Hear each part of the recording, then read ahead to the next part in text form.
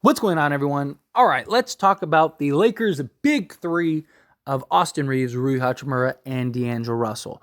I've been kind of going through guys and their impacts, and I want to now approach this and talk about Rui Hachimura, Austin Reaves, and DAngelo Russell. These are the three guys that I think are very likely going to handle a lot of the scoring burden alongside Anthony Davis. Again, I really think LeBron James kind of just takes a step back, right? He's still going to get his 20 a night because it's LeBron James, but I don't think he's going to be that guy that's just going out of his way to try to overexert himself just to go drop 30 or something, right? I think that's why you have Rui, Reaves, and D'Lo as guys that can come in and kind of handle the night to night, the game to game, handle the 82 game season so LeBron can stay fresh, ripe, and healthy heading into the playoffs. That's the idea. That's the goal. And even Anthony Davis, right? These guys have the potential to allow Anthony Davis to take the night off. But jumping right into it, Austin Reaves. He's the guy that really had the big standout, right? He was the guy that at the back half of the season and the playoffs just became a completely different player. It was like, whoa, where did this guy come from, right? And his impact was huge for the Lakers. And I really expect him to kind of continue that as we get into this upcoming season. But there are some concerns, right? Can he maintain that once teams actually plan for it, right? Like Paul George has talked about this. Paul George has talked about how, hey, before you're on that scouting report, before you're on the defensive schemes game plan, it is easy. You can go drop 20. You're the third, fourth guy. No one really cares. No one really thinks about it. You're kind of an afterthought. They're trying to stop LeBron. They're trying to stop AD. And then all of a sudden, you start standing out and you start, making a name for yourself. And, you start being part of like the game plan for your team. All of a sudden teams start scouting for you, right? And then also they're trying to eliminate a big part of Austin Reaves' game, right? Where you just kind of forcing the contact or, kind of selling it a little bit in order to draw the contact to get the whistle, the James Harden effect, right? Saw Austin Reaves do that a lot and do that with success. And is he going to be able to adjust his game to where he can still have the same level of impact that we saw? Personally, I think he will. I think he can. But it is at least a question that's worth mentioning. The Lakers also want him to kind of bulk up more. The Alex Caruso plan is as it was put, which I completely understand, right? But you also don't want to take away what Austin Reaves is as a player and all the little things that he's good at. He's very crafty. He's very shifty, right? You don't want to end up bulking him up too much to where he's already not like super hyper athletic and super quick footed to where it's like now he's even slower because he's got all this weight and just muscle and mass weighing him down. It is something worth noting. But again, this is a guy who I believe on a regular basis is going to be the number 2 guy next to Anthony Davis. Again, LeBron James is still going to eat. He's still going to get his. I have no worries about that. But Austin Reaves, I think you're going to see him kind of step into that, like, I'm the second option role. I think there will be this carousel of Reaves, Rui, and D'Lo. Absolutely. I think, whoever has a hot hand that night, they probably feed to. But I think more times than not, Austin Reaves will be like the guy that closes down the stretch, the guy that hits the big shots, the guy that the Lakers kind of defer to regularly. I mean, we saw that already. We saw that in the playoffs. We saw LeBron James willing to play that role of like, hey, take over. Get it done, young fella. Let's go. And you saw him do it to success, right? He did it with the Memphis Grizzlies. Now, this is a guy that he has all the nice intangibles, right? Like, he's a Swiss Army knife type player. A guy that does everything really well. A guy that can be that glue for this roster. A guy that can, go get you 18, 5, and 5, or maybe 25 and 5, right? Depending on how much he is a focal point. I wouldn't be surprised if the Lakers have him playing more minutes than anyone else. Because, again, he is kind of that glue guy, and he works well with basically everybody. And he's got that high IQ and just the the ability to be that chameleon and blend in. I think that he is going to be him, as he likes to put it, this year. I really do. I think he's going to be arguably the biggest contributor next to maybe Anthony Davis this season for the Lakers as a whole. But next up, DAngelo Russell. Now, I know a lot of people are really kind of upset with D'Lo. A lot of people feel like the Lakers shouldn't have brought him back, that they should have traded him, whatever. Now, he still very well might get traded, right? He waived his no trade clause, and not only did he do that, there have been countless reports that the reason the Lakers signed him and kind of negotiated that no trade clause removal was so they could trade him, that they have the plans and intentions to trade him. There's also been a lot of talk about they want to move Austin Reaves into more of a point guard role and have him handle the ball more, right? So that would kind of make DAngelo Russell more expendable, but time will tell. Regardless, I expect him to be a big part in the regular season, right? A big thing of D'Lo that is unquestionable is his efficiency in the regular season. The question marks have always been the playoffs. Although it's not like he's had this like huge sample size of just, he's a perennial playoff player, right? So how much of it was just, I hadn't gotten this far? Because he was huge and important.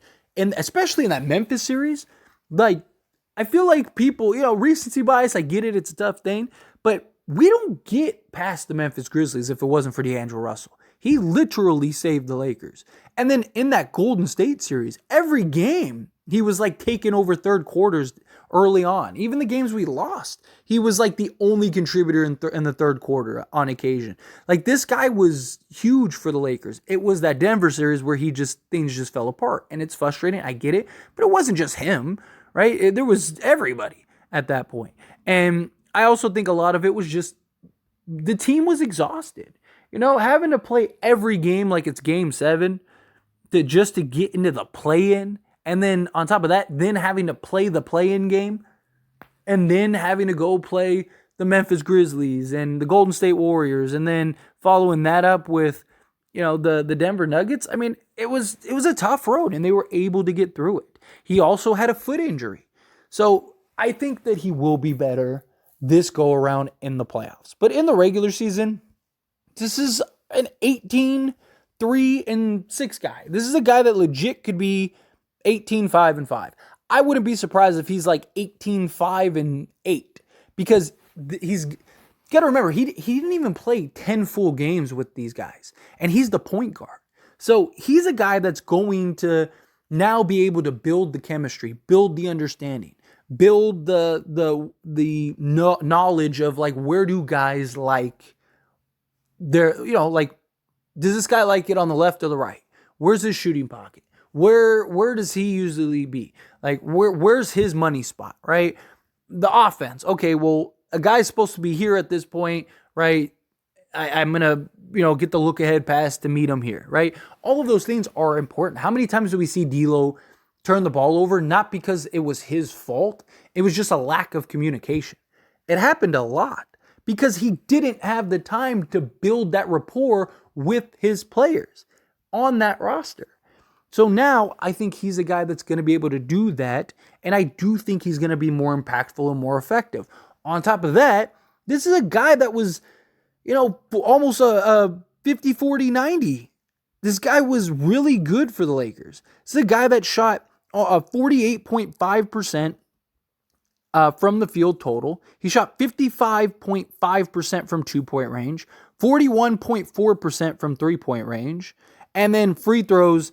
He struggled from the free throw line with the Lakers, which is weird. He shot 75 or 74%, 73.5% to be exact, which is really strange because he was almost 86% with the Timberwolves. But nonetheless, I digress. This is a guy that I absolutely believe is going to have a huge impact for the Lakers and is going to be a key component. And look, winning solves everything.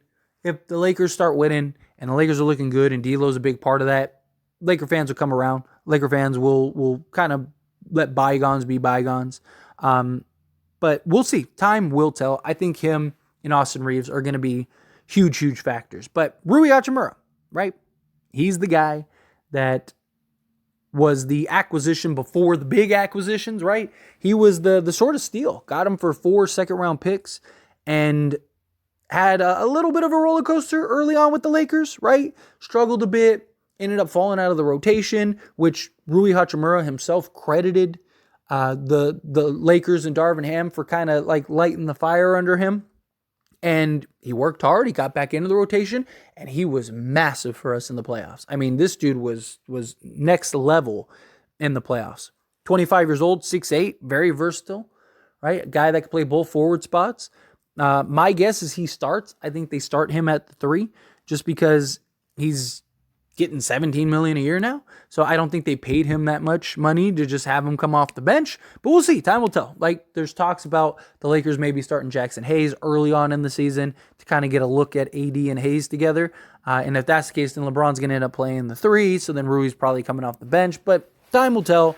Overall, I think Rui Hachimura is going to get a lot of playing time. He's going to be a big factor and a big key component. He has been working his tail off in Japan with Phil Handy and Laker fan favorite, Jared Vanderbilt.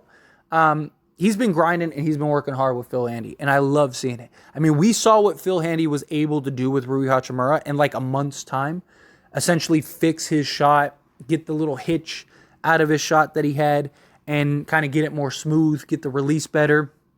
You saw him defensively be a lot better. I mean, he was better for the Lakers defensively in that short stretch than he ever was the entire time with the Washington Wizards.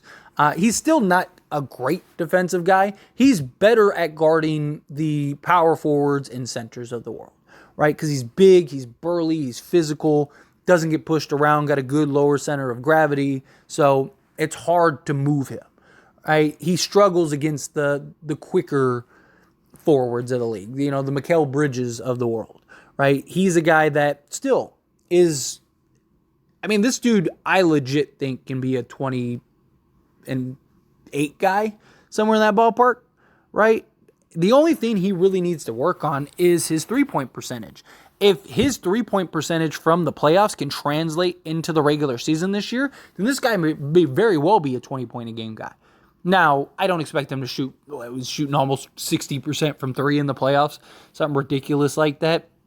Don't expect that, but I do expect better than 29.6%. I mean, the guy literally shot under 30% during the regular season for the Lakers. If he can be a guy that can just shoot 37, 38%, which isn't that far-fetched. He had a season with the Wizards, the 2021-2022 season, in which he shot almost 45% on 3 attempts, which was more attempts than he attempted for the Lakers this season. So, you know, if he can kind of find a happy medium, happy compromise, that would be lovely. But again, this is a guy that is basically a 13-point-a-game scorer. And to think that if he can't just improve slightly with his offensive repertoire, that he can't average an extra 7 points per game. I absolutely think he can. Problem is, I need to see the Lakers actually put him in position. This is a guy that is deadly from the mid-range. I mean, this is a guy that when the offense is struggling and everything's stagnant, just dump the ball to Rui and let him go to work. Right? Like, I don't know why the Lakers didn't run proper sets for him. This guy shot almost 56% from 2. Like, that is very important, very valuable. This is an absolute bona fide bucket getter if you put him in a position to do so. Run some pick and pops. Run some post-ups. Run some sets where you just, draw his defender and kick it to his money spot. Whatever. Figure out how to get Rui Hachimura the ball. Right? Let this guy cook. I really believe if he cooks, this dude is going to have a big impact. But I really do. I think Rui, D'Lo, and Austin Reaves, I think those 3 guys are going to be huge for the Lakers. But time will tell. We'll see how it plays out. Anyway, as always, this is a discussion, so I pass the question on you. Let me know your thoughts and opinions down in the comments below. What do you think of their impact potential for the Lakers? Do you think that they have a huge impact? Do you think that they don't? Do you think one of them do? 2 of them? How do you feel? Whatever your thoughts are. Let me know.